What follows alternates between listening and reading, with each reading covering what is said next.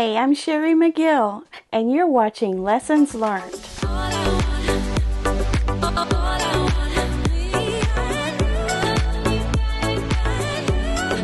Welcome back to Vintage Mystery Block, week number 9. So this is our 9th vintage block, and today we're doing a vintage block from the 1940s called Cobblestones. And I've mocked up a pattern here.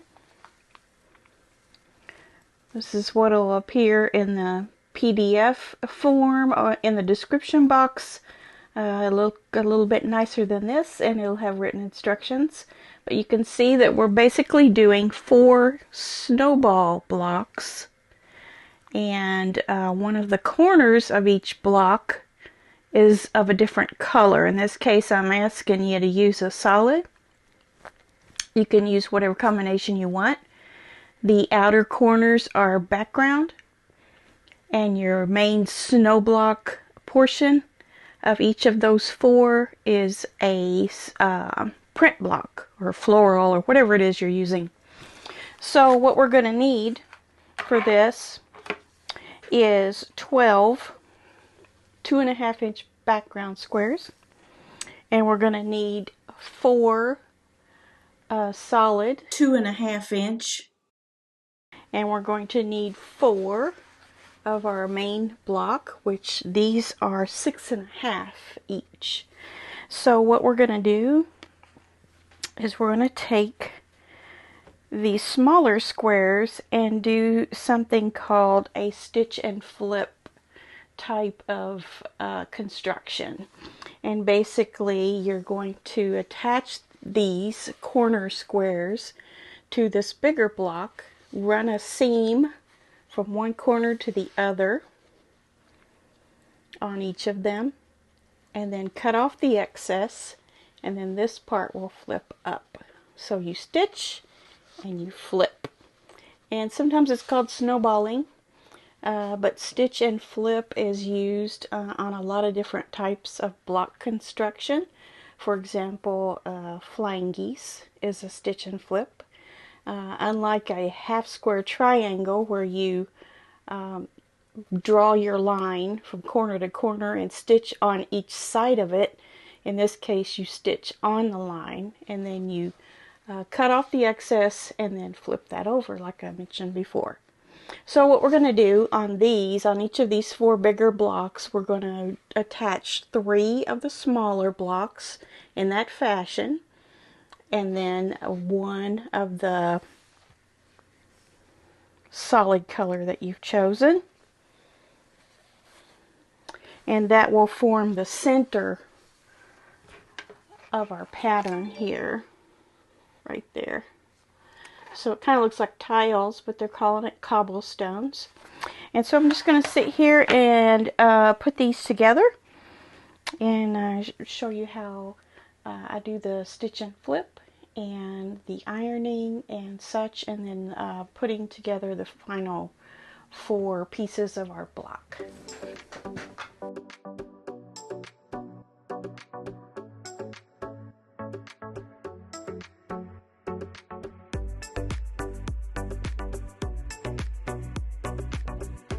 So here's the first step completed, and as you can see, I've stitched, and probably better to show you on this one. I've stitched from corner to corner, and I've done that on all 4 of these blocks, 3 background and 1 solid. The next step is to cut this off. I'm not going to do that blindly, but I'll show you. You can definitely put this down on your rotary mat and use your rotary cutter and a ruler to measure exactly 1/4 inch, but you don't have to. I just do it like that with my scissors, just kind of guess at it. And then we're either going to press towards this corner, or you can open your seam like this. And then once we get all of those prepared like that, then you will have your snowball block. So I'm going to sit here and finish all of those to this stage. go over and iron my seams open as I prefer to do, and then I'll show you how the 4 pieces go together.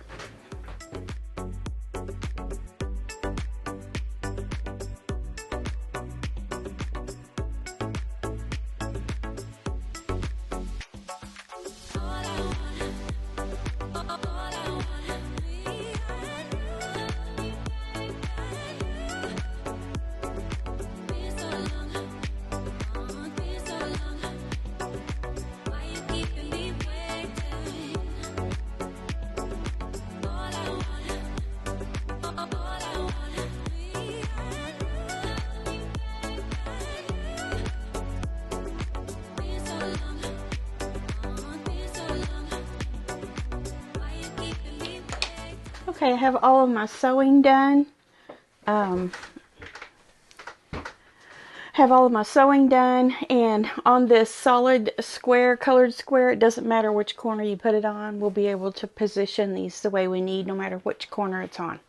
So now I'm going to go ahead and clip these off and go over to the iron. Another thing I want to mention is that I did not draw the line because I'm using seam tape on here, and I just follow the red line from corner to corner. And so any of those methods that you can use to make a straight line, feel free to use. So now I have all 4 of these, and what I need to do is to get these green solid pieces in the center. So what I'm going to do is lay them out like this.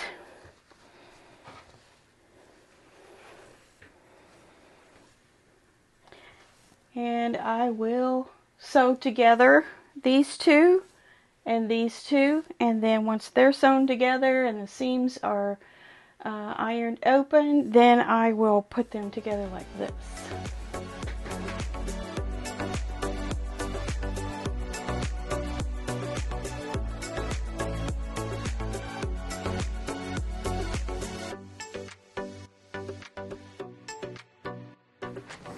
Okay, so here we are with our 2 pieces. So we're going to make sure that center seam line on both pieces lines up well before we sew this long seam together. And like I told you last week, if you want to start from the center and sew towards the ends just to make sure you get that center right, that's a good plan. If everything seems to be lining up really well and you want to just pin it or just go for it, then you could just do that. So mine seems to be lining up really well, so I'm just going to go for it.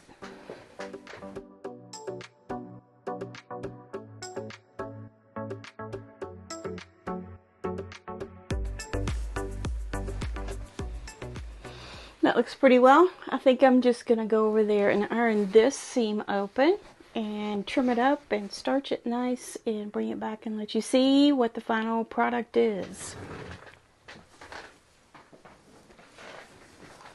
Okay, here we go. Cobblestone. Cutting my head off. Cobblestone. Pretty. And then I have my materials here for a 9-patch. I didn't cut out this material for some reason. I just grabbed this, and that's fine. I didn't have too many in this, so I went ahead and made my materials out of that to make my 9-patch with. And then I also wanted to talk to you a little bit about the overall project. We haven't talked about it for a while. This is just kind of an idea of what the final thing will be. There will be sashing in there. There will be 2-inch sashing between all of those blocks and around the edge. And then you can choose to put a wide border on as well if you want. But the quilt will wind up being somewhere around 75 square with that configuration with the sashing. And just imagine that I'm going to get this a little bit closer. Just imagine that your X blocks are your 9 patches. So with the 5x5 block construction there, your 9 patches will be on each corner evenly. Had we made it 4x5 with these pairs of blocks like we're doing it, you would wind up with 2 corners with 9 patches and 2 corners with the vintage blocks. So that just didn't make sense to me. So we will be making 12 of the vintage blocks and 13 of the 9 patches. So somewhere along the line, make yourself an extra 9 patch. It doesn't matter what it's made out of, but that's what you're going to need, because this is 5 blocks by 5 blocks, or 25 blocks total. So today is week 9, and we will have 10, 11, and 12 yet. So there will be 3 more vintage blocks. So that's 3 more weeks. So right around Thanksgiving time, you'll be starting to see, you know, you'll have your quilt top done, or the next week you will. So it's coming along pretty quick here, so just hang in there. We'll do 3 more blocks after this one, and then that'll be it. But it's gonna be a nice quilt. It's gonna be something like 75 inches square, I think I measured. So you know, like a square twin size, you might say.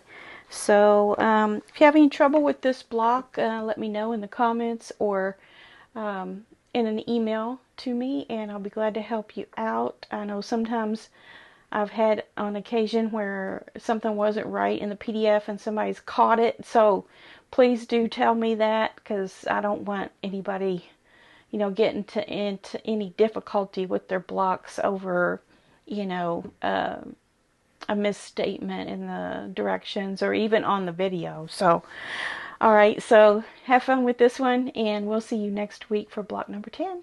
Alright, bye bye.